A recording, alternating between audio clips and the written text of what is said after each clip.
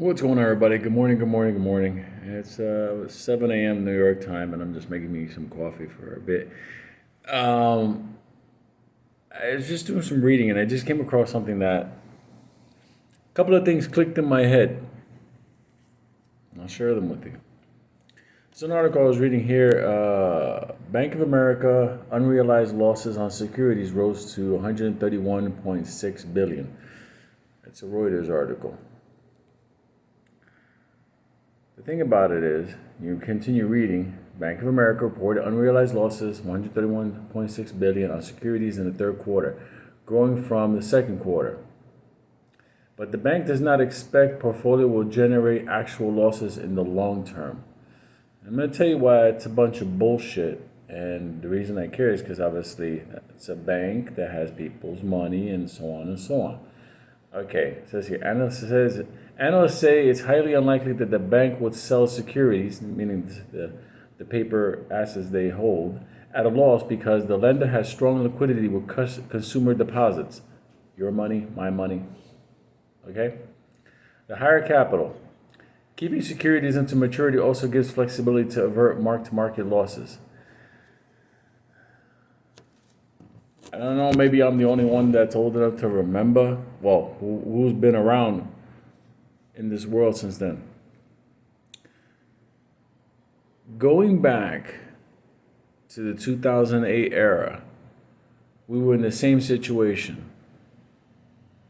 The bonds, like the bonds now, the people who knew, the people who did the research, knew that at 8% interest, the bonds would collapse.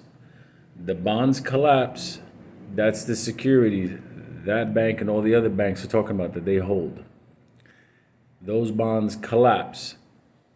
Those bonds collapse, that means that our deposits are in jeopardy and in danger because the bank at the end of the day needs the money they get from those bonds to pay us the money we need. So that basically it's a little Ponzi wheel. It's going to then force the government to come in and start bailout type stuff. But in the process of doing that, they start making money worthless. So they're going to have a catastrophe happening just like 2008, leading right into the next crypto bull run. Because a lot of money, big money, is going to be running out of the market, which it already is, and digging themselves deep into crypto, which is faster than trying to take out cash and put it somewhere else. Where are you going to put it in real estate? What do you think of the bonds that are crashing? Just want to let people know. In 2008, leading up to 2008, we knew that at 8% interest, those bonds would collapse. Right now, at 8% interest, these bonds will collapse. These bonds collapse, they'll take down the banks because the banks hold those bonds. Government's going to try to step in and shore it up. At the end of the day, it ain't gonna do anything. You're seeing 2008 repeating itself, but far worse. Because the money system is broken. That's why when I introduce X-Force, understand something. I'm gonna tell you something right now. I'm gonna go make my coffee. Let's say the banks collapse, things crazy, chicken apocalypse, whatever, stuff like that, and you have your crypto. While people are going to be standing in banks waiting to get their money back, seeing if they got FDIC insured, your cold wallet is going to be holding on to cash in the form of crypto that could be exchanged anywhere in the world. Think about that for a second. People are going to line up outside of banks saying, I want my money, I need my money, oh my God, my money.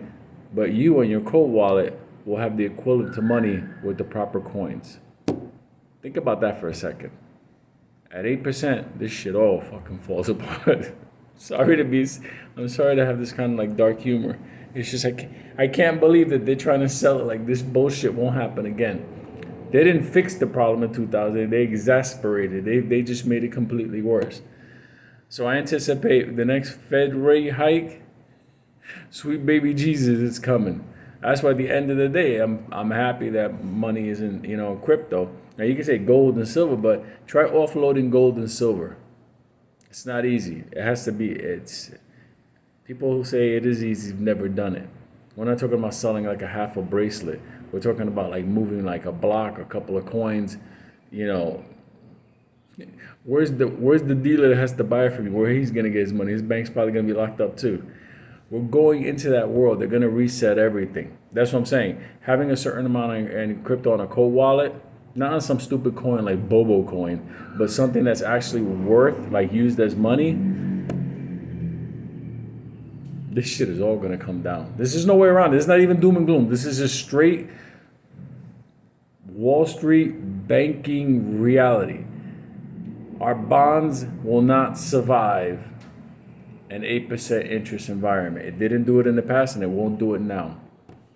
That's just how it is. And Americans are more in debt now, have less in savings, less economic opportunities going forward. The cost of living is beyond anything. And we're technically involved in 2 wars that nobody even knows why we're there.